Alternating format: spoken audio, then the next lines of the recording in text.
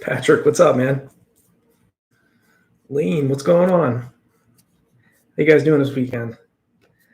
Arf World, what's up, man?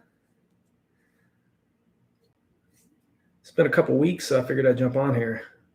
I think I'm overdue for a chatting with y'all. Hey, Rainfire, what's up, man? Good to see you. Dino, Coach, I'm almost done with my cross country season. Okay. Yeah, it's about that time. Yeah, definitely. Weather is much nicer now. It's starting to get real nice. So I think handling all those several months of hot weather. Hey, Mom, good to see you. Gotta throw up some love for my mom here. Throw some hearts in there. That's what I'm talking about. Thomas, I finished my last long run before Chicago in 2 weeks. I went out easy for the first 4 miles and then ran desired marathon pace for the rest. I ended up running 15.6 miles faster than not. Man, you're ready. Yeah, if you can do that, Thomas, you're definitely ready to do that. And I mean, to be able to go out there and do that in a long run by yourself without competition on not really tapered legs yet, that's awesome, man. And to be able to close that's a solid workout there, man. Nice work. Our world, I am on Strava, but I don't really post I don't really post workouts or anything like that. And I'm rarely on it, to be honest. Let me see. I'll give you my. It's basically just to spread the RunDreamAchieve brand pretty much. And there is a running club on there as well. The Strava link is here. I'll post it in the link or post it in the chat. But yeah, I don't really post really workouts on a regular basis on there, but yeah, I do from time to time jump on there just to see how folks are training and things are going. But yeah, it's a great website for sure. Thomas, so should I start my taper on October 3rd? When is Chicago? It's the 16th, right? If it's the 6th, I believe it's the 16th. I would do 10 days out from that. So yeah, 10 days out from the 16th. I believe it's on the 16th. I would definitely significantly start dropping your volume 10 days out. Keep your volume and your intensity high until 10 days. 10 days, pretty much, you're not hardly doing anything. Just maintenance, very light workouts. You're hardly doing any volume at that point. I mean, seriously, it's just at that point, it's just 4 days out from Chicago, I would do a 3-mile run at goal marathon race pace, and that's it. 1 mile warm up, 3 miles at goal marathon race pace, 1 mile cool down. And that's all you do. Let's see, Lean, you've been putting in some serious runs. Yeah, man, it's been brutal actually. Some of that 10 miler I did the other day, that was I wasn't expecting to run quite at that pace, but was happy to see that I could at least hold that at 48. I was thinking maybe high 56s or 57s, but the run 54:50, that was a solid effort. Goal still the same. It's still going to be extremely hard to. I mean, I respect the marathon distance. Breaking 3 hours will still be hard. Breaking 2:42 will still be extremely hard. So yeah, you can look at what that time converts to a marathon. I looked it up. I saw it was like 2:33:06. That's not my goal, but to run smart and to get there healthy is the goal. So.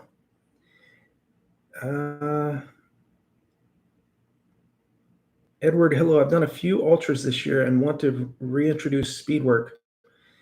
Do you think 1 to 2 weeks of strides before specific track workouts? Yes, absolutely. I would start doing stride. I mean, that's how I, even in my own buildups, before I start doing any type of speed sessions or tempo runs or anything like that, if I'm in a aerobic base building phase, I do strides, usually about 5 to 6 50-meter strides, 2 to 3 times a week. So yeah, I would do that 1 to 2 weeks before you start any type of specific type of track workouts. Yeah, I would do that. Oh, Thomas. Okay, so you did that on rolling terrain. That's good. I mean, that's a good indication, man. That's a good indication workout. Um, I think in your goal breaking 4 hours, if you run that smart, man, if you go out, run a negative split, don't get so caught. I mean, it's going to be, you're going to want to take off. And I mean, I understand that too. Cause I mean, even trying to visualize my own marathon coming up, I got to make sure that I dial it down in that first half. Same with you. Just make sure that if you chill out that first half, hydrate well, run the tangents, try to get behind it. I mean, they have pace groups for sure. I know they're going to have pace groups for 4 hours, breaking 4 hours. So um, stick behind that pace group as long as you can, and probably up until maybe around um, the last 10 miles. I'd stick with it. If you feel phenomenal with 10 miles to go, 16K to go, man, just draft off them for the first, whatever, first 10, 15, 10 miles or so, 15 miles or so, and then really pick it up in that last 10 miles. So King J, good to see you, man. Hi, Coach. Hope you're doing well.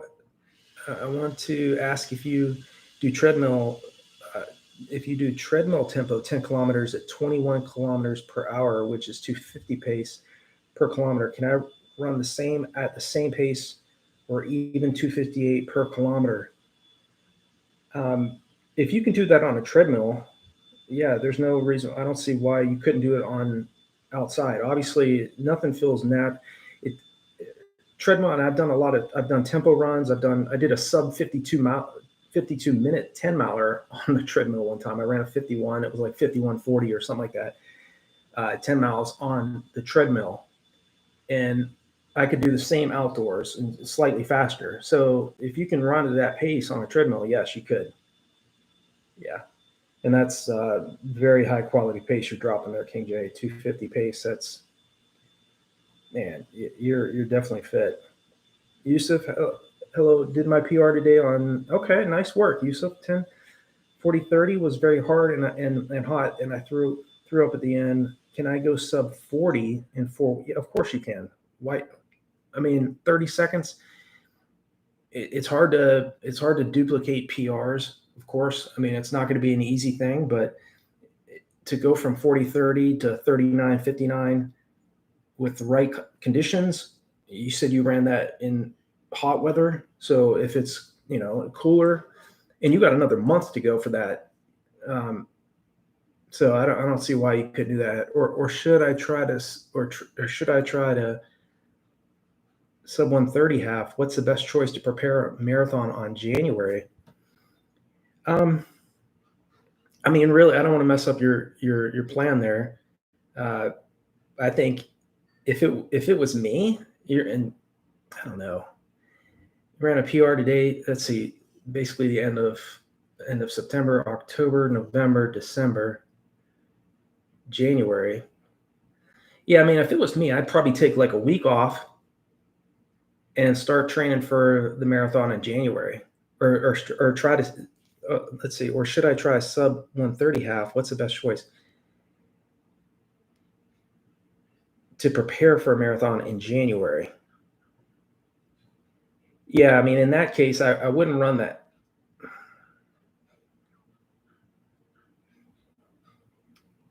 No, either one of those choices are good, Yusuf. Really, another 10K would be solid, but I mean, I think because you're training if you're aiming for a marathon in January, I would run a half. You've already run a PR for the 10K. Go out in the half and see if you can break that sub 130 half. But just be smart about it. Continue to have those alternate weeks where you have a recovery week every third or fourth week. Drop your volume slightly. Give yourself a break somewhat. You're not going to lose any fitness if you drop your volume down, and then back up the next week. So, okay, but that's what I would do, Yusuf. I would probably do a half, and then aim for the marathon in January. Thomas, okay, it's the 13th. Okay. Yeah, I would do, yeah, October 3rd then, like you mentioned. Yeah, 10 days out. Maintenance workouts, light running, um, maybe some 400s on the track. Uh, no tempos at that point because you've done already the heavy volume. Um, Aside from that 4 days out, 4 days out, that's the last workout you do.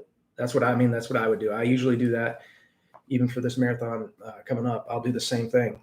I've done that every marathon pretty much I've run.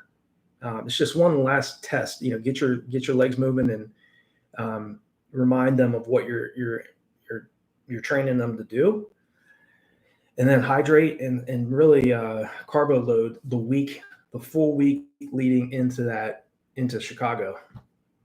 Make sure you're stocked up on glycogen for sure. Dino, I got a 7-mile long run done today, but I tried a new route with a total of 420 feet elevation gain. I had to take a break at the 6.2 mile mark just because I was worried I was going to pass out. I did it. Good job, man. Yeah, and there's times where the world's best runners, they take little mini breaks in the middle of their runs. It happens at times, and you take, catch your breath. Whether it shouldn't be much, it shouldn't be for very long, but just enough to kind of get yourself back into it. But it's always best to stay steady, and if the pace feels too aggressive, then back your pace off. If you're wearing heart rate monitor, obviously make sure your heart rate is lowered, and that just means if it just means jogging for a few minutes, then that's fine, and then get back into your pace if you're feeling like that. But great job finishing that 7-mile. That's great. Mark, hey coach, I've been training for my first marathon in Amsterdam in October.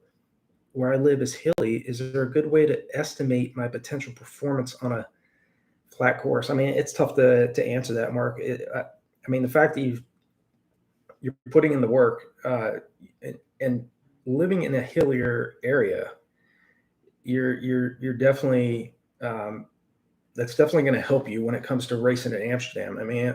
I lived in Belgium, spent a lot of time, and I've been to Amsterdam, Rotterdam. Those two locations are pancake flat. Great locations to go to.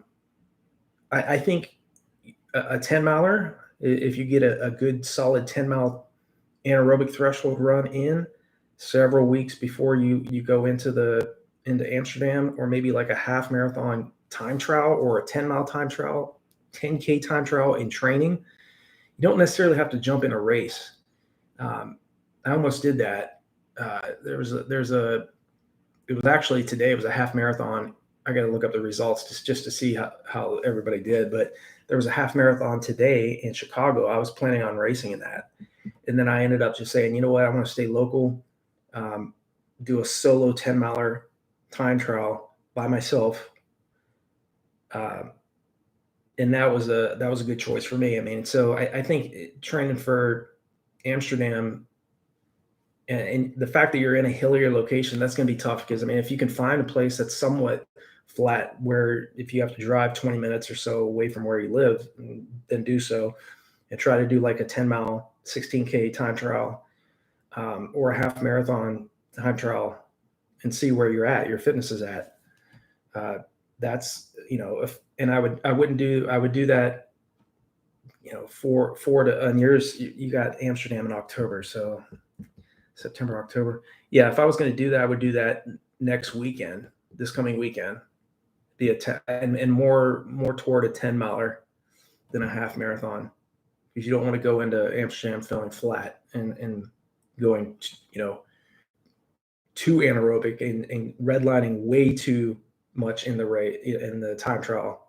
But you want to give yourself enough time to be able to recover from that. So hope that helps.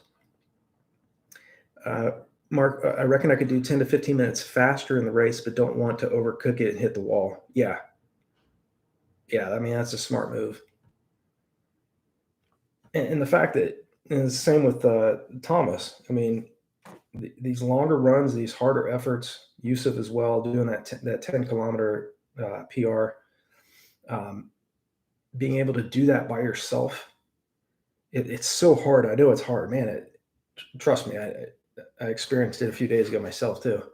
But to be able to push yourself mentally and physically for that period of time with nobody out there with you, uh, just imagine how much easier it's going to be for you when you've tapered down and you're going into a race, a goal race with fresh legs, um, and the competition and much cooler temperatures. So there's definitely jumping in a race is obviously always going to be best. Competition is always going to bring the best out of us, but I do believe that if you can do a hard effort by yourself, uh, think about how much easier it's going to feel, to have somebody out there to help you, a group out there to help you. Yeah. So, Israel, hey coach, hope all is well. How are the Vaporflies working for you? I like them both. The Vaporflies I think the Vaporflies have much less propulsion. I still haven't worn the Alpha Fly since probably 3 months ago. I did a 4-mile tempo run. It was about 4 months ago. I wore them once, and I don't plan on wearing them until the marathon. What I may do is do my 3-mile at Gold Marathon race pace 4 days out from my marathon in them.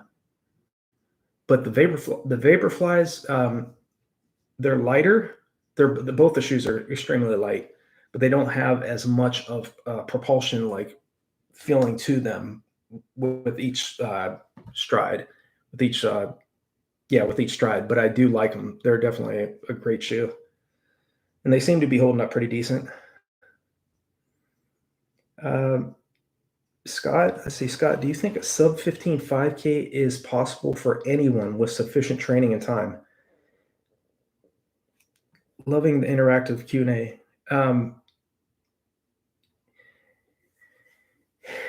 It depends on sub 15 is extremely tough.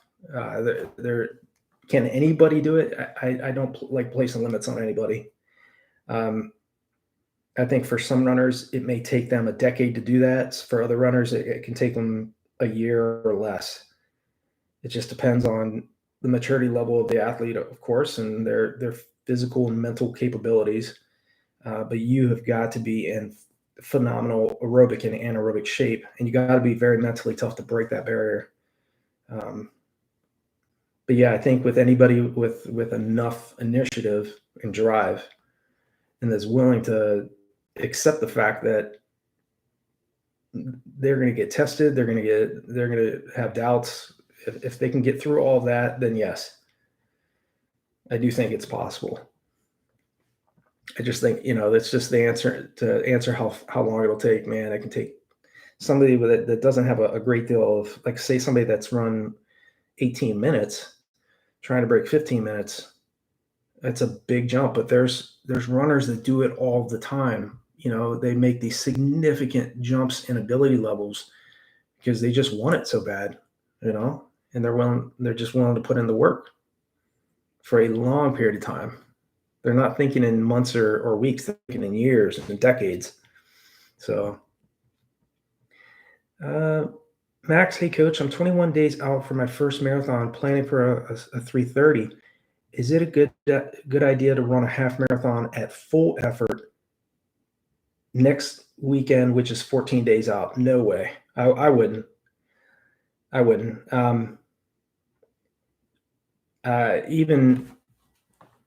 I mentioned in here earlier about jumping in races, if I was running a marathon aiming for 3:30 and the marathon was 2 weeks out, I wouldn't be running a half marathon and not to say you shouldn't.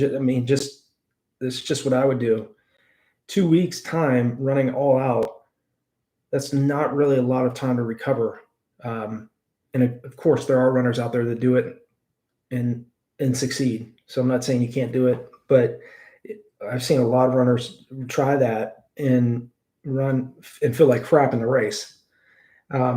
So again, you don't necessarily have to jump in a race, but maybe doing if it was me, I would probably do 6 miles at Gold Marathon race pace That's what I would do next weekend rather than 14 days out. 6 miles at goal marathon race pace rather than trying to run a half marathon at full effort. If you were running a half marathon at full effort and it was, say, 7 weeks out from this upcoming marathon you got, that would be okay because you have plenty of time. That would be plenty of time to recover. But 14 days out, I wouldn't do it, man. Hope that helps. I prefer you to get a nice solid workout in, 6 mile solid, 6 miler, 5 to 6 miles, and then at goal marathon race pace, rather than going all out and trying to go too anaerobic and not go into that race feeling fresh. So, but it's up to you. But that's what I would do.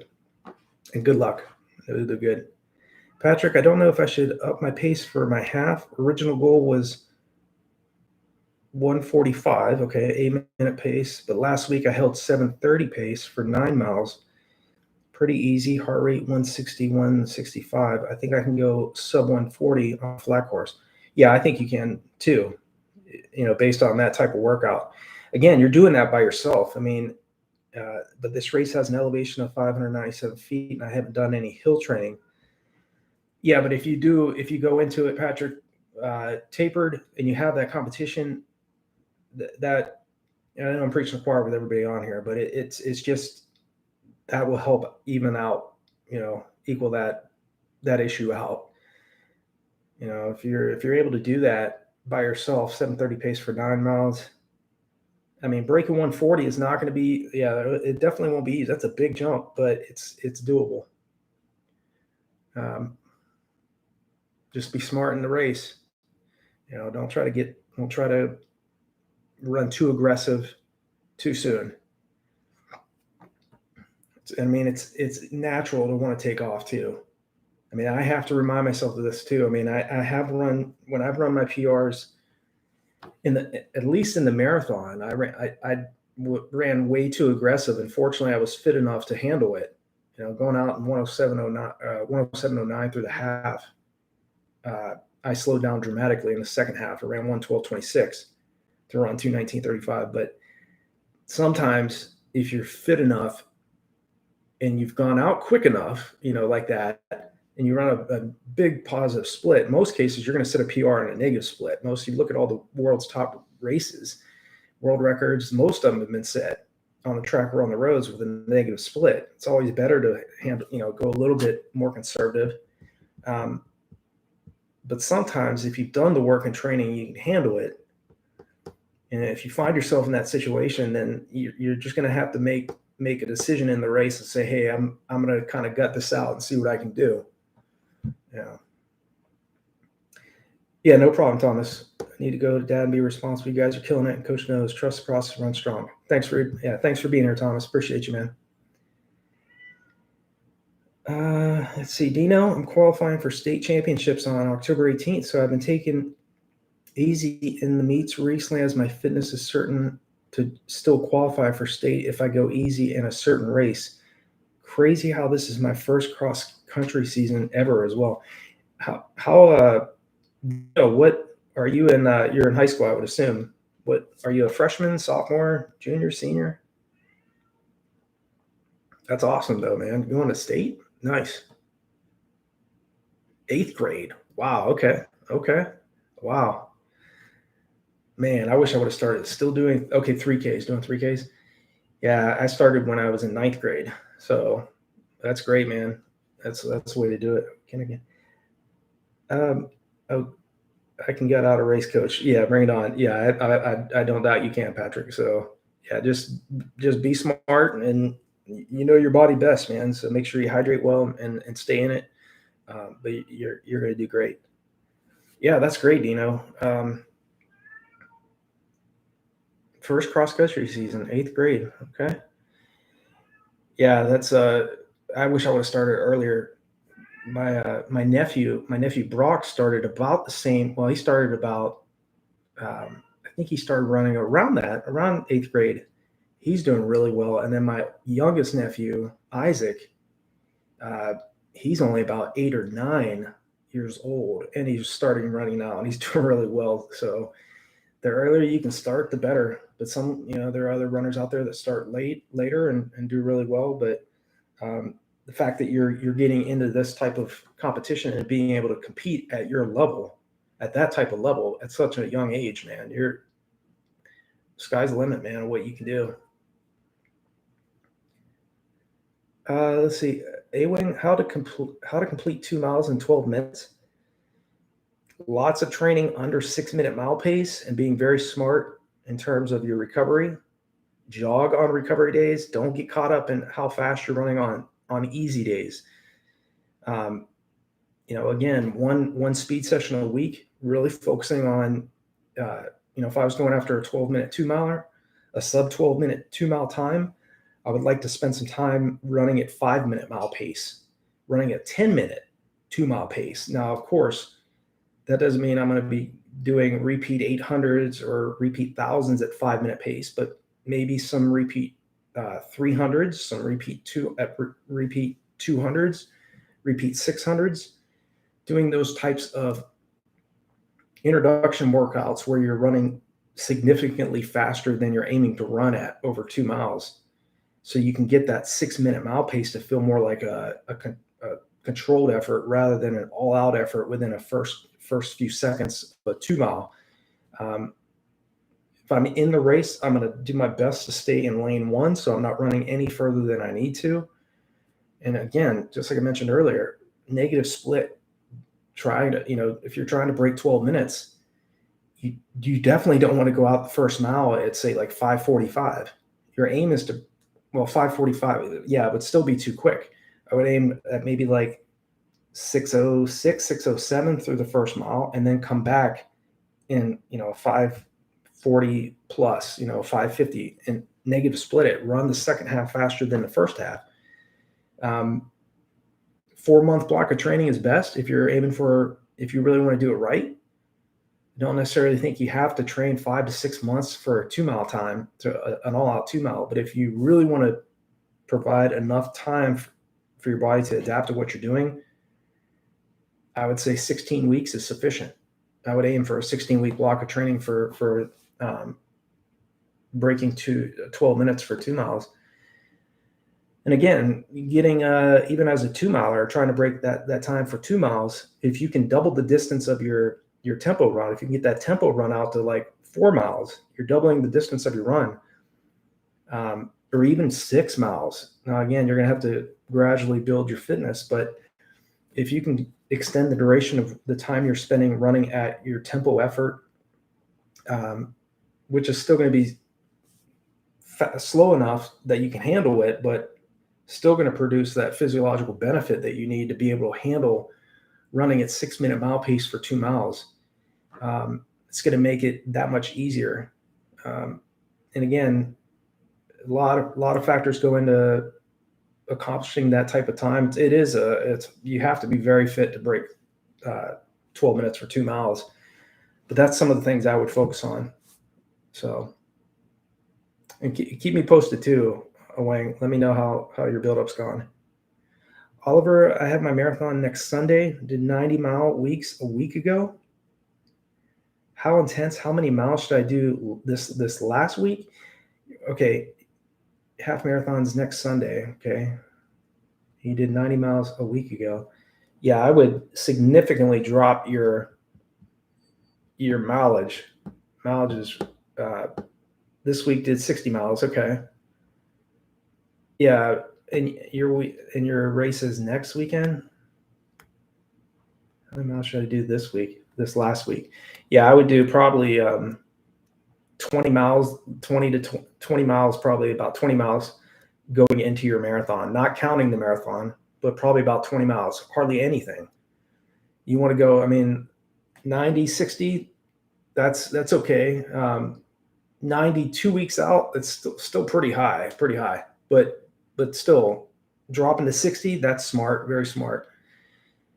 But this week going into your marathon, you really want to focus more on carbo loading, stock up as much as you can on glycogen, very light maintenance workouts. All of your heavy work's been done at this point. So I would hardly do any mileage going into this. Like I said, no more than 20 miles going into your marathon. With your marathon including that, it's going to be about 46 miles for the week. So, but really just back off significantly now.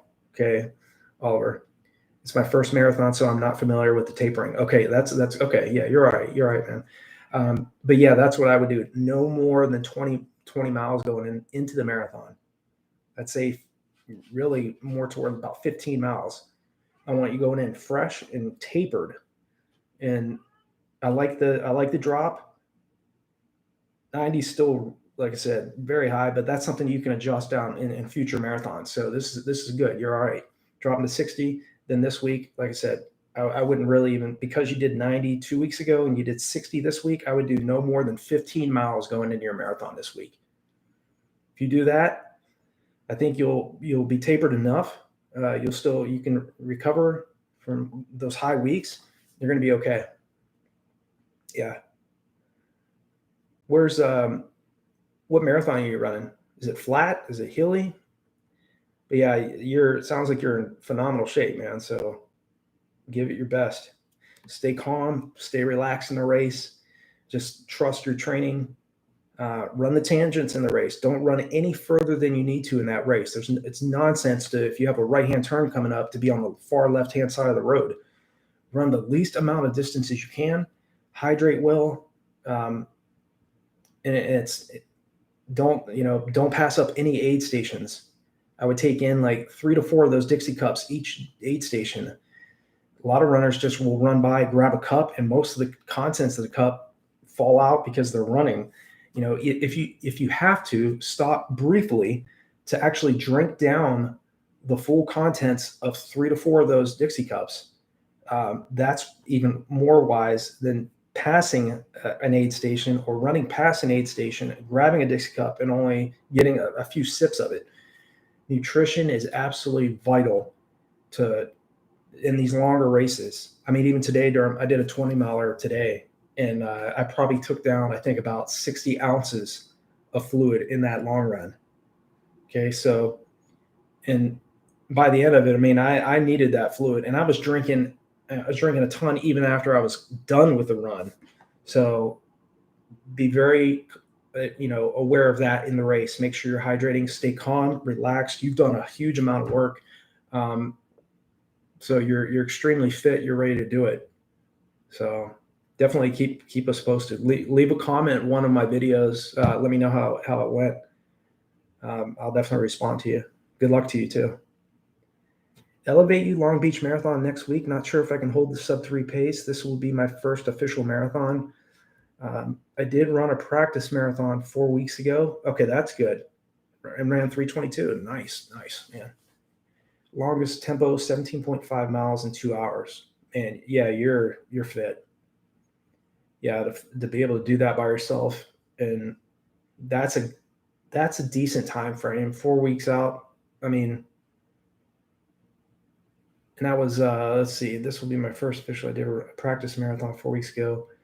Longest, okay, and the fact it was 17.5 miles, 17.5 miles. Yeah, that's good. Yeah, I'd say it's gonna, yeah, it'll be tough to break three hours, but with the competition and you go in taper down, man.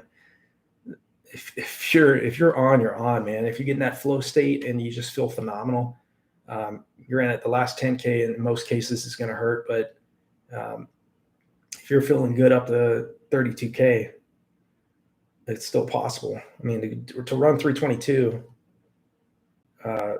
that's awesome. Alex, hey coach, how do you think it would? How long do you think it would take for the benefits of an 18 times 400 workout to kick in? Usually, it takes 28 days. So if you do a workout, the benefits of the workouts you do today, you're going to see several weeks from now.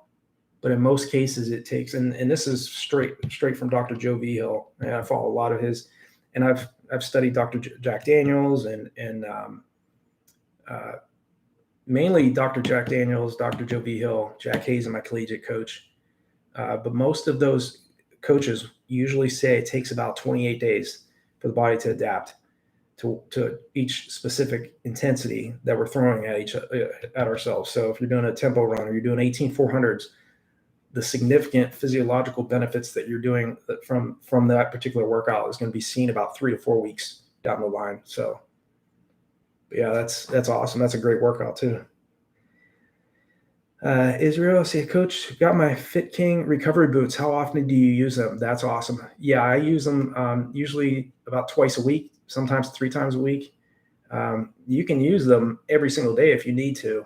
I think that it's just, again, it's one of those other things that you can do to recover, to help you recover quicker. And if anybody doesn't have it, look it up here real quick for you guys, so you can see, or at least, look up information on it.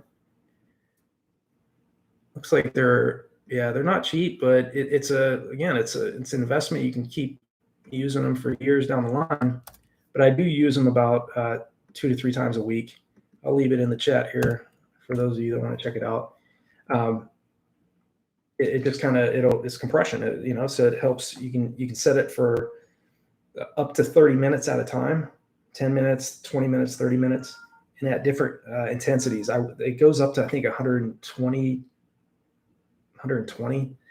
but you don't want to set it to too high of a compression, because I did that one time and my quads were super sore the next day. So I usually, I know, Israel, if you're using that, you'll know what I'm talking about, but usually I keep it around 80 to 90 in terms of the compression. So, but yeah, 2 to 3 times a week. That's awesome that you got those. That's great. Jeffrey, every week I've been doing 14/400s at 5:45 mile pace with 2:30 rest because I'm doing good. Jog back to the start. I went to get under 19. Yeah, man, I'd say you're well on your way to doing that.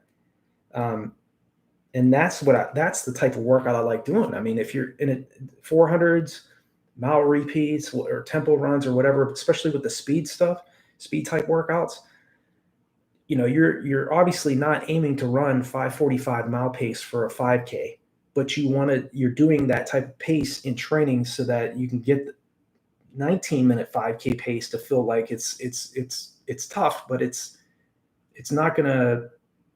It's more a moderate effort. You want to get to a point where that last mile you can just really pick up, especially the last 2 miles of the race. I always say, if you can hold off the first mile, get out aggressive. My collegiate coach, Jack Hazen, said, and I'll share it with all of you, he said that you can practically sprint all out for 200 meters in a race and not build up any lactic acid. So it is important to get out aggressive, but after that, then settle into your pace. And I always tell runners, if you want to try to set a new PR on the 5K on the roads, then get out aggressive, but hold back the first mile. And then once you get to the mile, then making an all-out effort for that last 2.1 miles, instead of making it a 3.1 mile race. Let everybody else take off an all-out sprint and red line and go way too anaerobic. Some runners will be able to handle it, be able to continue that pace, obviously, but the majority of them are going to slow down somewhat, and you'll be able to pick up on the last 2 miles because you were a little bit more conservative in that first mile. So yeah, that's smart training right there. Make sure you're jogging on recovery days so that you can recover. Make the hard days hard to test you mentally and physically, and make those recovery days just relaxed. Like the other day, what was it? Thursday of this week, I did a 10-miler time trial, ran 54:50. That was 5:29 average mile pace. The next 2 days, I think it was actually 3 days after that, I was running anywhere from 7:30 mile pace to over 8-minute mile pace on my easy recovery days after that. So I wasn't getting caught up on running 6s, or low 7s for my easy recovery days, because I know when I want to run fast, I'm going to run fast, but I want to make sure that I recover and I get the most benefit from that specific workout by slowing it down and allowing myself time to recover not getting caught up in what pace per mile or pace per kilometer I'm running on easy days. So I hope that makes sense for all of y'all. There are a lot of world-class runners far faster than I ever ran that know that jog on easy days, but you try to run with them in a hard workout and you better be in phenomenal shape.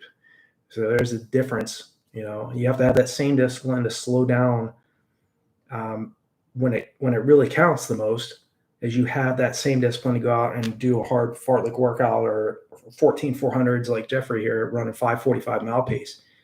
So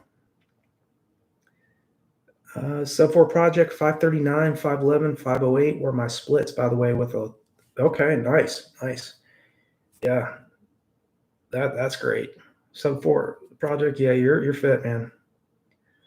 Let me see here. Oliver, it's a really flat marathon, second oldest in the world, actually, 100th year of closest peace marathon.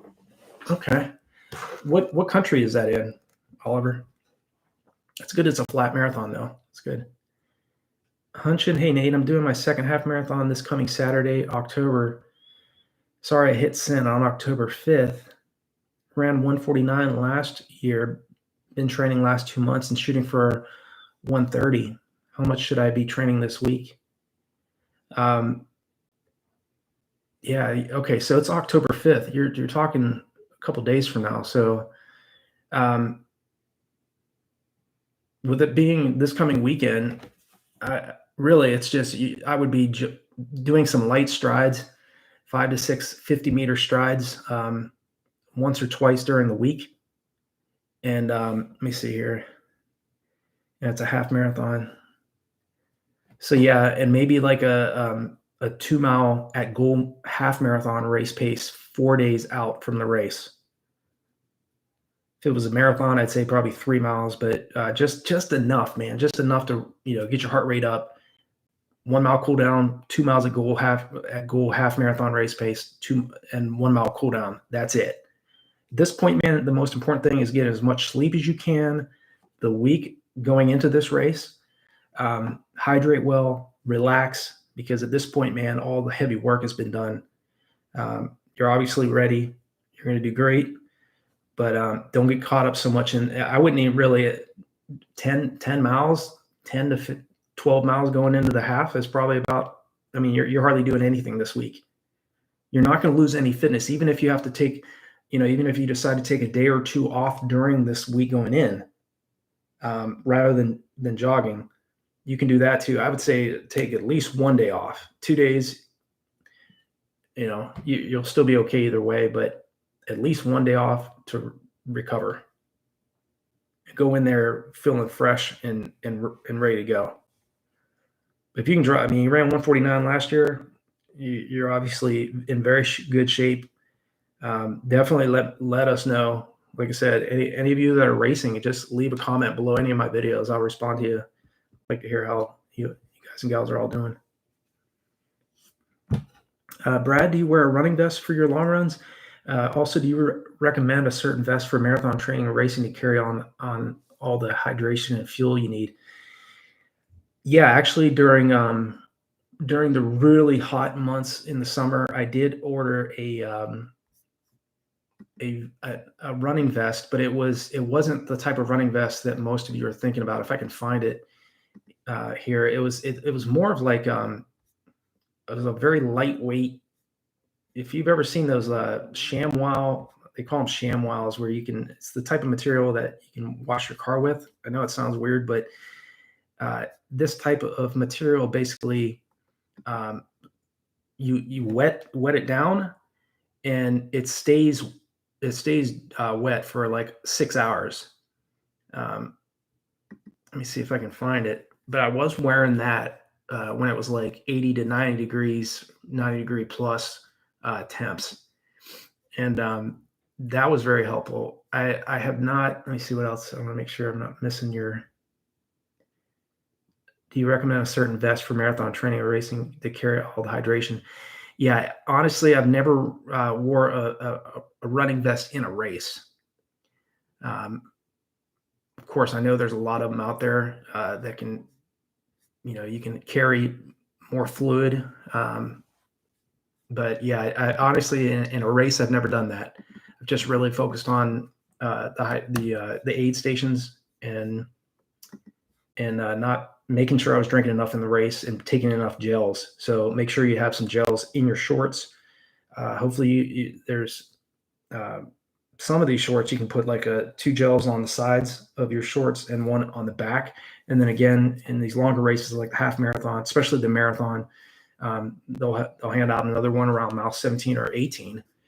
So definitely take that in. But here, I'll leave the, let me see here. I did track it down, but you guys can check this out.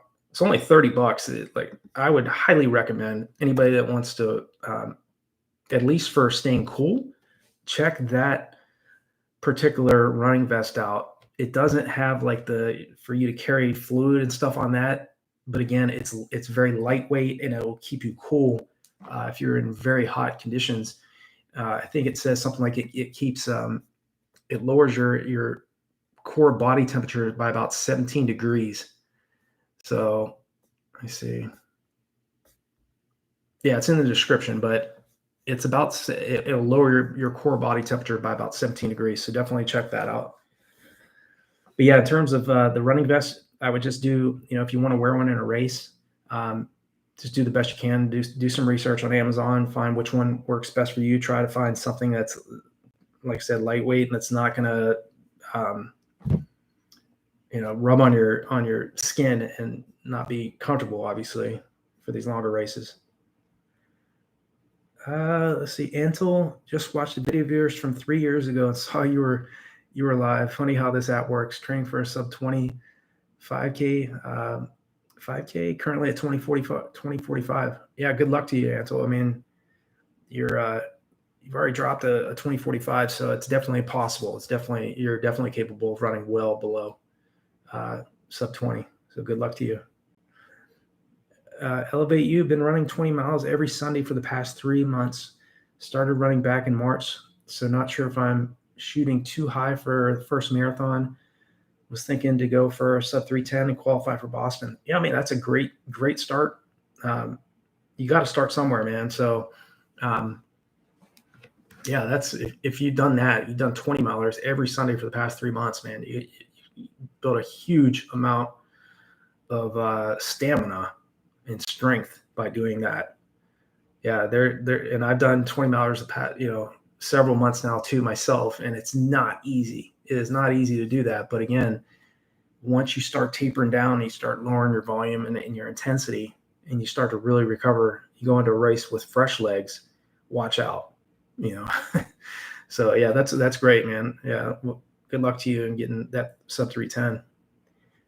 Let's see, Alex, I did the first 10 within 80 to 84 seconds with a minute rest. Then I switched into spikes and ran the next 4 in 73 and closed the last 4 at 69, 68, 69, 65. Yeah, that's a great workout, Alex. And I like how you gradually dropped your intensity. You didn't start off at 70, 73s, or you didn't start off in 69, 68s. Because imagine how much more difficult that would have felt to finish. And I guarantee you wouldn't have finished as quick as you did if you wouldn't have, started off those first 10 in 80 to 84. So that's good. And a minute rest. Yeah, you're ready. Byweg, I'm kind of at a wall right now. I recently ran 18:30 for 5K last week. Nice work. Awesome. And then yesterday I ran 19:33, and my quads and calves were hurting bad. Even though I ran a minute slower than I did last week, I know I'm getting close to sub 18-minute 5K barrier in actuality, but it feels like I went backtrack. Yeah, main thing is, because I understand where you're coming from. There's some days you're on, and some days you feel like crap. And it's not like you're losing fitness or anything like that, or you're not going to be ready for the race. It's just accept the fact that there's days where, again, it may just be, you've depleted a great, glycogen, even in these shorter races and stuff like that. It's trauma to the muscles, it's inflammation. You might, it may be just a matter of needing more sleep, hydrating better, getting more fluid and electrolytes in you after these harder workouts. I mean, again, running an 18:35 K, I mean, that is quality running. That is competitive running. So there's sometimes where you'll need 2 to 3 days to jog and to be able to bounce back. And it might be like another week down the road that you need in order to recover. So just expect that you're not running average times. You're running very competitive times. And even for those athletes that are slower athletes that are either just starting off in the sport or running more for fun. I mean, everybody, regardless of what level of runner you are, I mean, it takes some time to adapt. And some days just accept that you're going to feel phenomenal, and other days you're going to feel awful. But it doesn't mean you're out of shape. Doesn't mean you're not going to run a new PR. Just be very smart in what you do. Like I said, especially the last 10 days of your going into your goal race, and you'll be okay. I definitely know you can get under 18 minutes. You can run 18:30. You can run 17:59.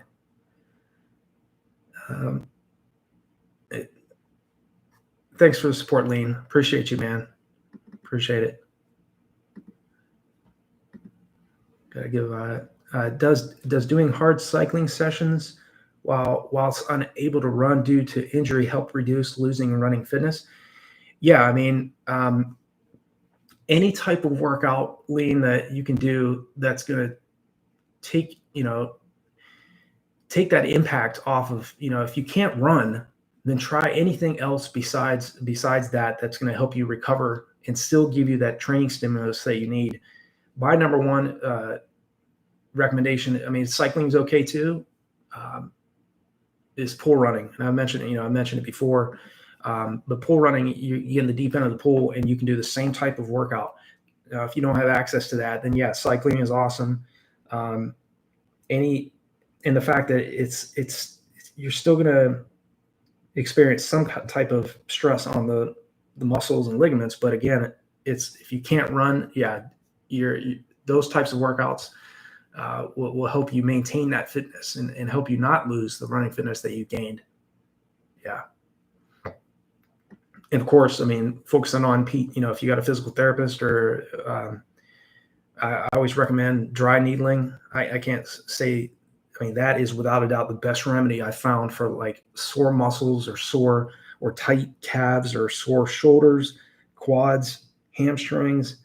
It's like acupuncture, but man, when they stick that needle in the right spot, man, it really will help you recover from that. But if, again, do the best you can to stay off that particular area of the body that's causing the issue. Yeah, cycling is okay. Let's see here. I miss anybody's question here. Okay, Bidwig, I've answered his. Sam, I got a PR in the 5K of 15:15. Nice work, Sam. What workouts in the winter would help me the most to put me in a good spot to get as close to 9 minutes in the 2 mile? Yeah, as possible this spring. Yeah, very well done, man. And yeah, if you can run 15:15 for 5K, yeah, I'd be aiming for around 9 minutes for 2 miles as well. That's 9 minutes for 2 miles is even more impressive, but 15:15 is no joke. That's awesome. You ran that quick. Yeah, I mean, in terms of the workouts in the winter, I would, I would jump into some 3Ks, some indoor 5Ks, some indoor 3Ks for sure, to make sure that you're working on your speed. Continue to work on your speed, even if the mistake I made when I was after college is something I wish I would have done, but what I would do is I would jump in some 400s. I would, even though you're a 5K athlete, you're aiming for a 3,200 or 2 mile, 3,218 meters. Jump in some races that you're not used to, and you're not really qualified to run, but you're qualified, but it's not your specialty. I would do that. Jump in some 400s, so really working on your speed. If you got an indoor season coming up, see what you can drop for the 400. Work on your raw leg speed or some 800s in the 3K. I would drop 400, 800, and 3K. I would focus on those particular events. That way, again, it's going to work on your raw speed. You're going to need that type of speed and stamina to run 9 minutes for the 32 or for 2 miles. So that's the type of races I would do, the types of workouts. I like doing repeat 200s, repeat 400s, 10 to 16 200s or 10 to 16 400s at paces that are down toward around 1430 to 1445 5K pace.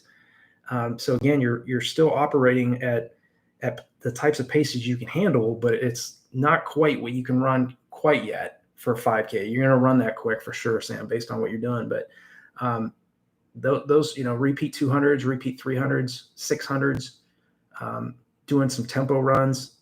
And again, I always like doing tempo runs where if I was training for the 5K when I was in college, I would always if I can double the distance of this tempo run, I want to aim for 6 miles or for 10K rather than 5K. I want to get that 5K pace to feel more manageable for me and easier. So I would do some longer tempo runs as well.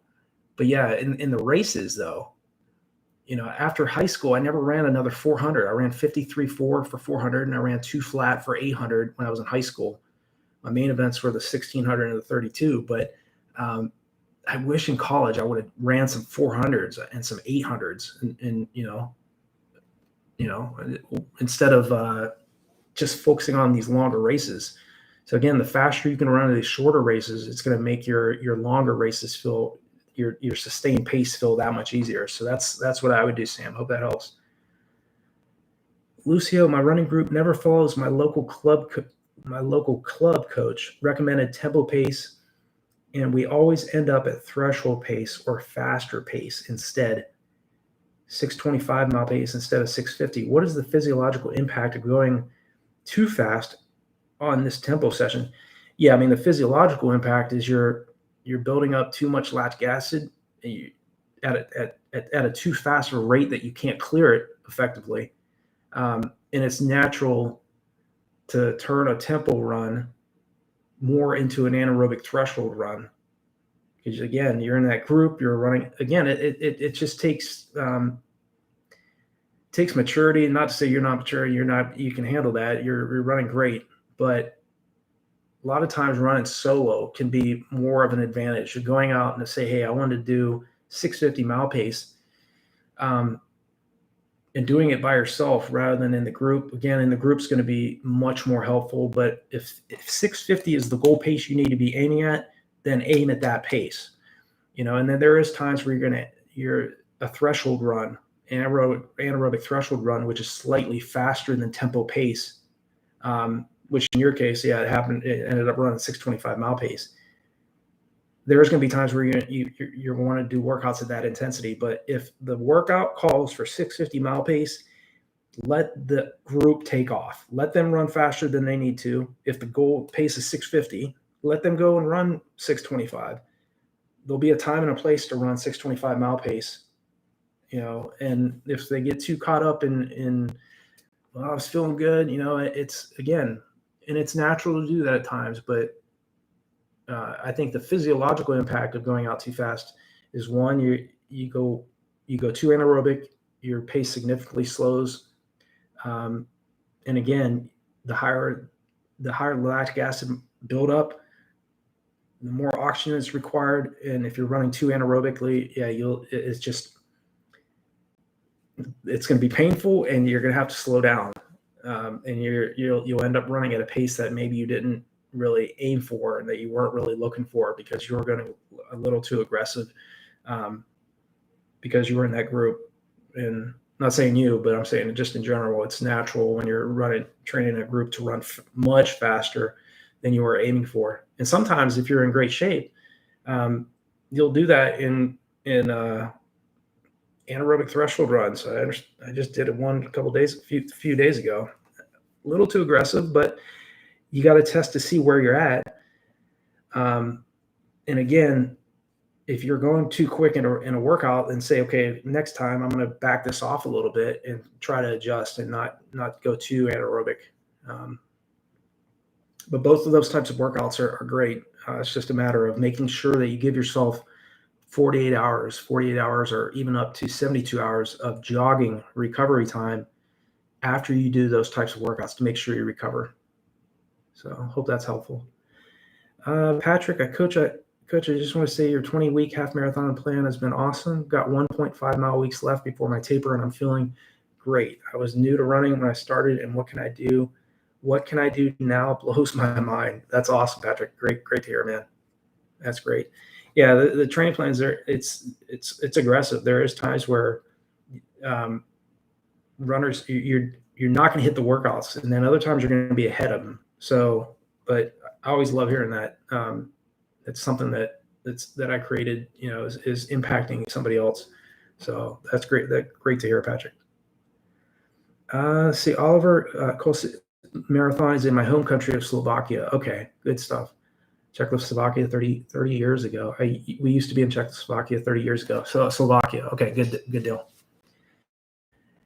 Hakan Hamre, hello Nate. In your experience, how much of a factor would you say temperature is during races? I've done 2 half marathons and both were hot. Felt it took maybe 5 to 10 minutes.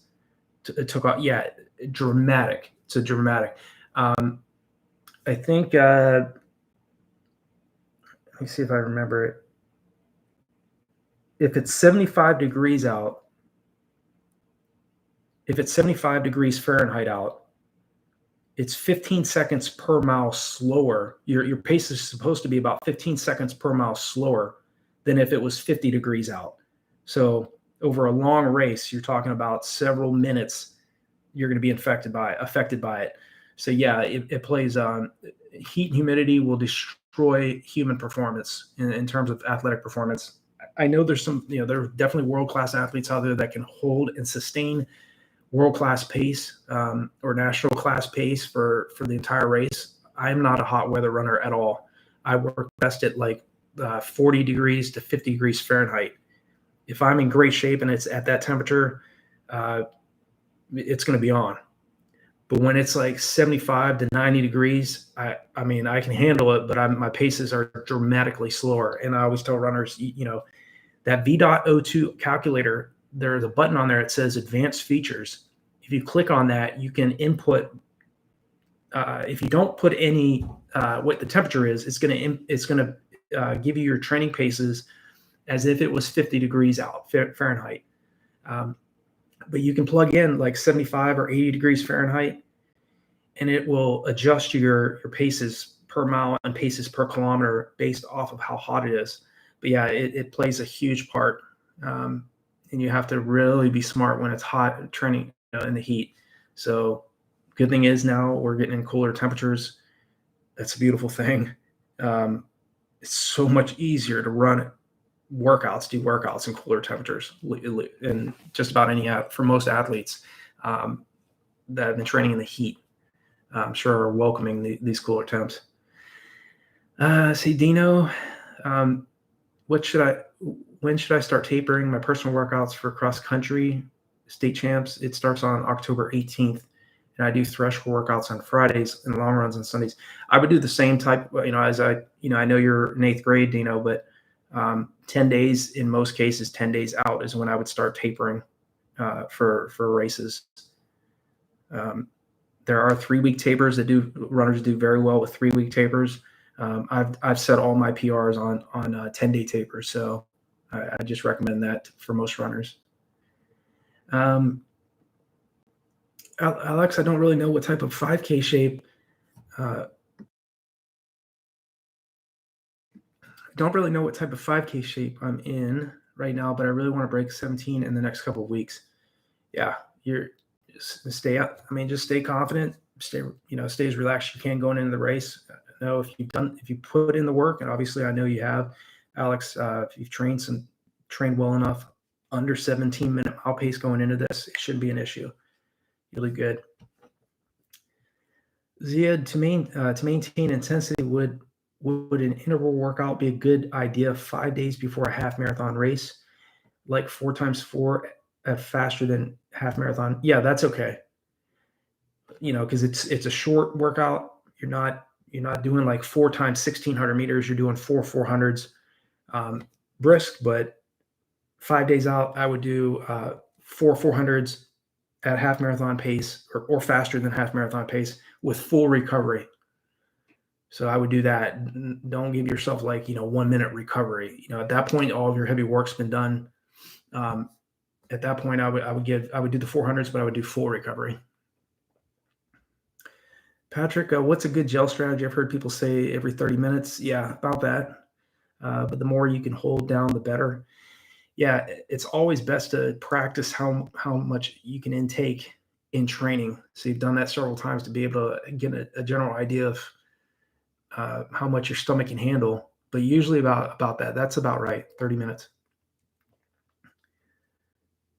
See, running tattoo artist, do you Yazo 800s or a solid indicator of marathon time predictor? Yeah, I've done those as well over the years. I think that's a good indicator workout too, marathon time. Me personally, like I said, I like doing like a 10K or usually around 10 miles, 16K. I like seeing what I can do for 10 miles. About 6 to 8 weeks out from my goal marathon. Sometimes it's a little earlier, but Yazos 800s are great as well too. So, Steven, I just ran the Berlin Marathon in 3:30. Congrats, man. That's great, Steven. 3:38 today for my debut. Wow, you did in your debut. Nice. Do you think attaining 3:15 in 1 year is doable? Yes, I do. I trained for 9 months on my own without structure and built to 30 miles per week. Yeah, man. I mean, the marathon especially, you can drop so much time in that, and over a 9 month, or in this case, you're aiming for next year. So in the next 12 months, yes, going from 3:38 to sub 3:15 is very doable. Yes. Congratulations, too, man. That's awesome. 3:38 in a debut. Respect. Ryan, hey, coach, I'm 21 weeks into my 30-week build up to sub 120 half marathon. I've been sick for the past 3 days. I'm sorry to hear that. Any advice on getting back on track? I normally have a 12-kilometer tempo today. Should I do an easy? Yes, you should. Do an easy run instead, or take the day off. You're not going to lose any fitness. In fact, if you've been sick the past 3 days, I would take the next 48 hours off. Take the next 2 days off. You won't lose any fitness. Stretch, hydrate, get some soup in you, get some good food in you. You're better off doing that than continuing to train with just getting over sickness. So I would take the next 2 days off, and then start your build up. Start going, and then maybe do the abbreviated, instead of 12-kilometer tempo, maybe do like 8 kilometers. So I hope that helps. Castor, I'm currently training to run 1,500 meters in 4:30. I'm currently able to do 8 400s intervals, 1 minute rest at race pace. So should I be increasing the amount of reps or pace? Great question. Let me read this again.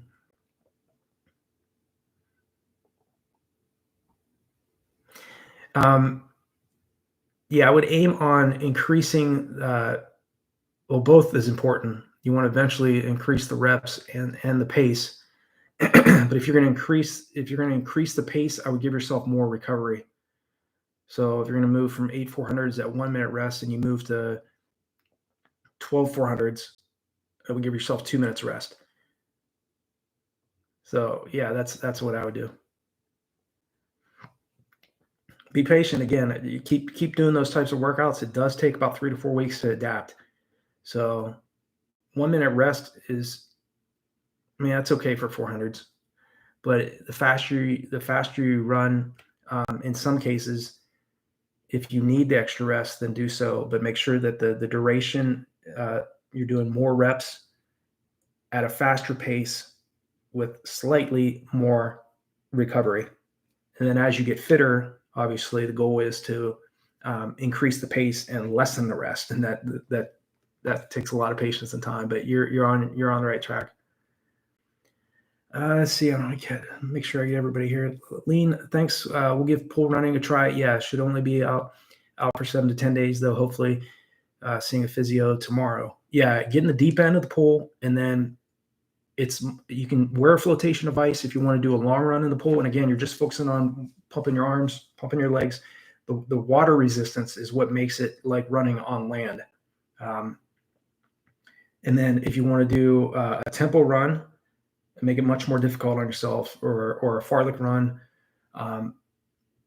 take the flotation device off, and you're going to really have to pump yourself, your arms and your legs to keep yourself above water. When you're wearing a flotation device, it's much easier. So it's more, you can just focus on form and doing a long run. You can do a long run and run for 2 to 3 hours, really, in the deep end of a pool with a flotation device on. If you take that off, it's going to be much more difficult. But yeah, that's the best, in my opinion. It's extremely boring, but there's no impact. It's not like a rowing machine or cycling, like you mentioned, or stair climber. All that stuff is still putting stress on the ligaments and tendons, muscles. But if you're in the deep end of the pool, there is none. It's just, there's still movement, but there's no tension and stress on those areas of the body. So yeah, and thanks again for the support, Lean. I appreciate you, man. Ryan Yoon, if you're sick for 3 days, then either cut the tempo run short or just do 5 or 6, or so miles at easy pace with only a few strides afterwards, or even less miles. Depends on how you feel. Yeah. Yep. B-Wig, that's spot on. Yeah. Or take the days off if you need it. Don't do if you need to do a shorter, definitely do a shorter tempo run or abbreviated workout rather than doing the planned workout, especially when you're just getting back from being sick. So make sure you adjust that. Jeffrey, saw your video earlier today about very long runs for 5K training. I got a PR in the half in February, 132. Nice job. The next half will be February again. The rest of the year we'll probably do 2 5K races. But I think the very long pace run could be a good for both 5K. Yes, I do. For 5K, half marathon, 10 miles, whatever, you're changing up intensities. You're not just running slow for every single weekend. I think that there's certainly something to be said for that. You're still, running slow and just focusing on endurance is solid, and you need to do that. But you need to do that for several months before you even think about start doing very paced long runs, because they're so stressful. It's so hard mentally and physiologically on the body to do that. I always tell runners, alternate it. Make sure you jog the next week. Like, a few weeks ago, I did it's an 18 miler at a 6:04 mile pace. And then the first 12 was at 5:50 mile pace. And then the following week, I was running at 8-minute mile pace for my long run. So I don't get caught up. I like when it's supposed to be a harder workout or a tempo run or a time trial, I'm all in. But when it's a recovery run, a 5 or 6 year old could run next to me. I don't care about the pace on those easy days. I want to make sure that I'm jogging, I'm recovering, I'm physiologically adapting to what I'm throwing at myself on those hard tempo runs or those track workouts. And so you got to really be wise and just slow down on those recovery days so you can recover and adapt to what you're doing. And then when it's really called upon to run fast, you'll be able to do it more economically, more efficiently because of that, because you were smart enough and you slowed down on those easier recovery days. Those very paced long runs that is without a doubt the hardest workout I do. I absolutely hate those workouts, but they're absolutely vital in terms of getting to the next level. So great, it's working for you too. Garrett, hey, been training for my first marathon. 3:45 is an A goal, and 4 hours for B goal. Smart, very smart. Ran and a half 9 weeks out at 1:39:48. Okay, projects a marathon time of 3:27. Wondering if I should change my goal time plan. Yeah,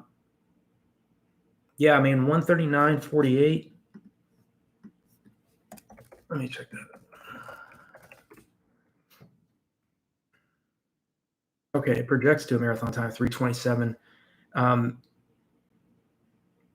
You ran that 9 weeks out from your goal marathon. Yeah, I think that running anywhere from, that equates to 3:27. I want to see what on the VDOT, but I think it should be about the same. 320, 139.48.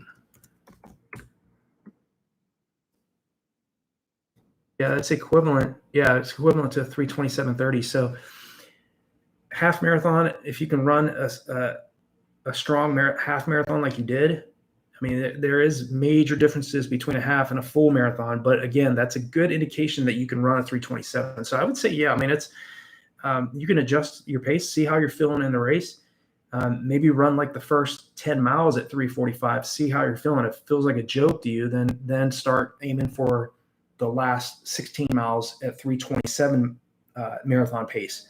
That way you're not starting off right at the very beginning at 3:27 pace and running a little too aggressive. If you can go out like the first 10 miles, aim at 3:45, then aim for the last 16 miles at sub 3:27 marathon pace. But if you're feeling good, if you go out a little bit, first few miles, a little bit more conservative, 5-6 miles, a little bit more relaxed, and you're feeling on and you're feeling like I can definitely break this barrier, then go for it. But yeah, man, you can run 139.48. It's a good indication you're on your way to breaking 327 or running 327 something. So awesome job, Garrett. Jeffrey, my weekly long runs are not varied right now. It's about 7:38 mile pace for 12.5 miles at 600. Well, that's good. You still want to, even in my buildups too, even when I was at my fittest prior to breaking 220, I would spend several months running relaxed long runs, building that endurance, not getting caught up and trying to run too fast when I wasn't prepared to do it. And you have to build that endurance first. So very, very smart on your part. So you're doing it right. Justin, hey, coach, what do you think about 3 quality sessions versus 2 week, but every 4th week take an easy week? Yeah, I would do that. One, I think that the recovery weeks every 3rd to 4th week is smart. You're able to, again, adapt to what you're throwing at yourself. And yeah, there's times where, even now there's times where I put in 3 quality sessions a week. Might be a double threshold workout on a Monday, and maybe a tempo run or a hill rep workout on maybe like a Thursday. So there's times where I'll do 3 quality sessions in a week versus 2. And yeah, it just depends on how your training's going, how fit you are. But yeah, that's okay. And like every 4th week, definitely take a down week. You're not losing any fitness. You're adjusting your volume slightly, 10 to 15% lower. And usually every 3 to 4 weeks is what I do too. Every 4th week, I'll take a recovery week. Hunchin, thank you for answering my question. Yeah, no problem. I've watched as many of your videos as I can get my hands on. I appreciate the advice, encouragement. I will let you know how I did. Awesome. Thanks for your support, Hunchins. I appreciate you being here. And yeah, we everybody here definitely wish you the best in your upcoming race. Hey, Coach, I'm in, Kevin. Coach, I'm in your 235 marathon plan. Most of my easy runs are 7:15, 7:45 pace. Very good, which puts me at 120 to 130 beats per minute. But I'm curious if I should go slower to save energy for workouts, even if that's Z1. Yeah, I mean, really, those recovery days, a lot of times, even on my recovery days, I don't wear my watch. I mean, because I know what 120, 30 beats per minute feels like. I know what 140 to 150 feels like, up to 160 to 170 plus. Those recovery days, yeah, I mean, it's okay to be in zone 1 and slow down. Even if you're running an 8 to 9 minute mile pace, it's okay, because I mean, you're gonna stress yourself on those hard days. But yeah, on the recovery day, it's okay to go slower. Yeah, definitely. Dino, let's see, we did 2.2 mile run at the cross country meet last week, and VDOT says that I can run a 2 mile in 12:54 because I got a time of 14:11 in the 2.2 mile. Does that sound about? Yeah, it does sound about right, Dino. Yeah. Yeah, no problem, Kevin. Yeah, I wish you the best, man. Keep it up. But yeah, Dino, I would definitely that's. Let's see. 12:54, got a time 14:11. Yeah, that sounds about exactly right. And VDOT is for the most part, I'd say that, I mean, it's it's pretty close. It's pretty accurate in terms of, if you run a specific time, what can you run for another distance? It's about spot on. It's not 100%, but it's up there. Justin, thank you so much, Coach. Your videos have helped me make so much progress building for sub 230 at Boston. I'll continue to use the lessons you share to get to that goal. Awesome, Justin. Yeah, I appreciate your support. I'm glad that, there are there's so many different ways to train, and I'm just one voice, but I share pretty much the exact same type of philosophy and mindset and the types of workouts that I do and that I've been taught by some of the world's top running coaches, and that I credit to helping me as a runner that has, a small amount of talent, but to get to a decently high level in the sport. And most important thing, we get to these races healthy, and that we can get out the door and run, and to be able to do that, just to go out and jog and to be able to have that capability. There's a lot of things going on in the world, and we take a lot for granted. So it's, just being able to get to the starting line healthy and to be able to do what we love to do is awesome. Very long pace run for the win, Justin. Yeah, I'm with you there, man.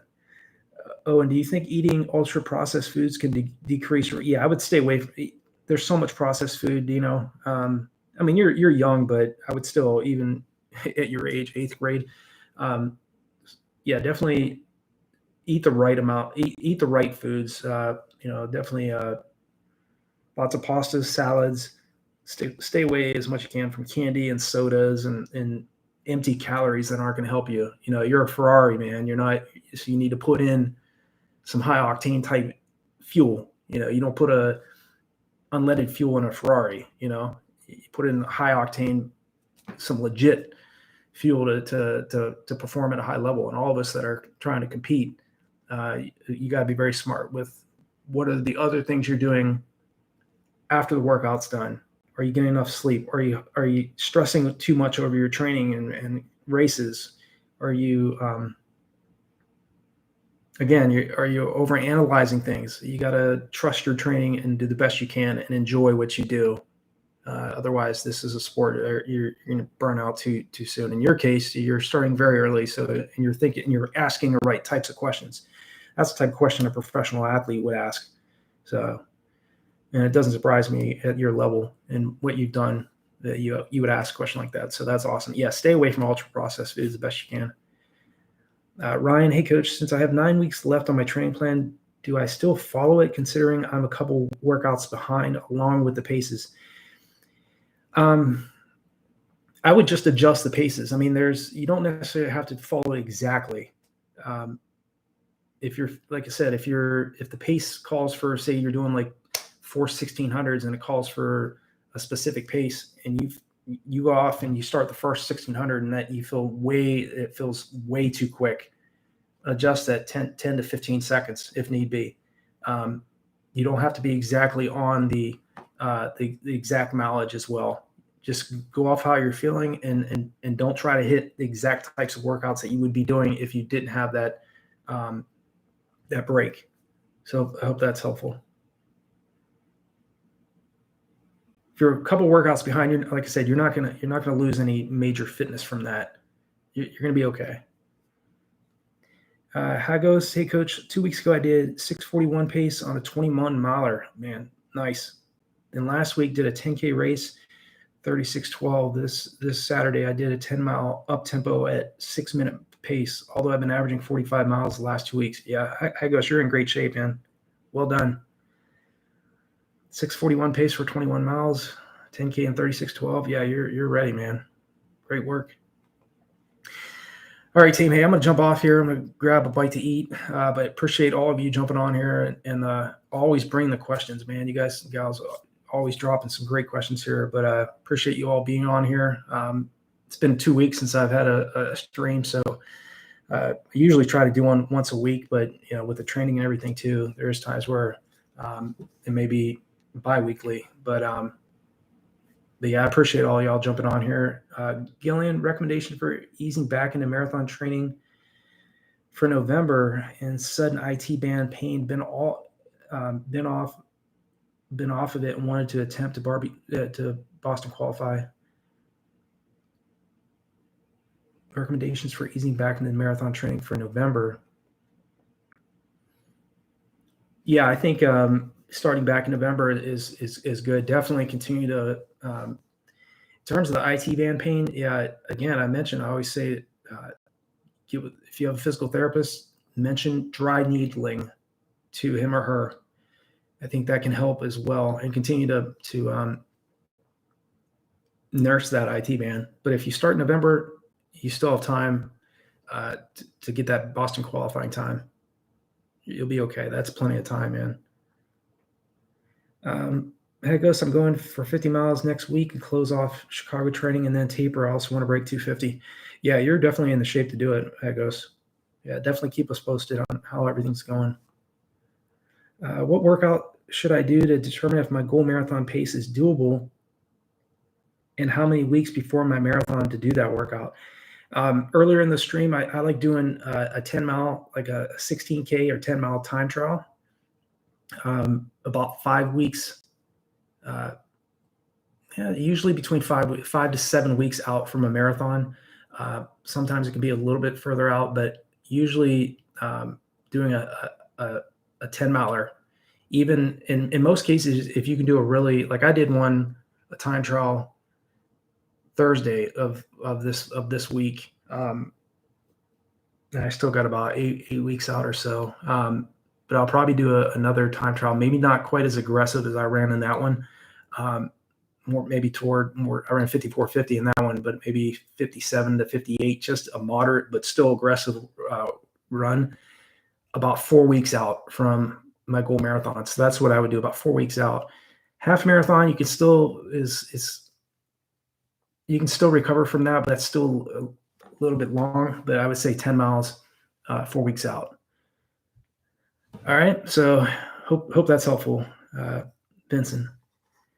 All right, guys, I'm going to jump off here. Appreciate y'all, and hope you all have a great evening. And I'll talk to you all here in a week or two. So, and again, if you have any other questions throughout the week, drop a comment under any of my videos. I'll respond to you. So, all right, you guys have a good one. Take care.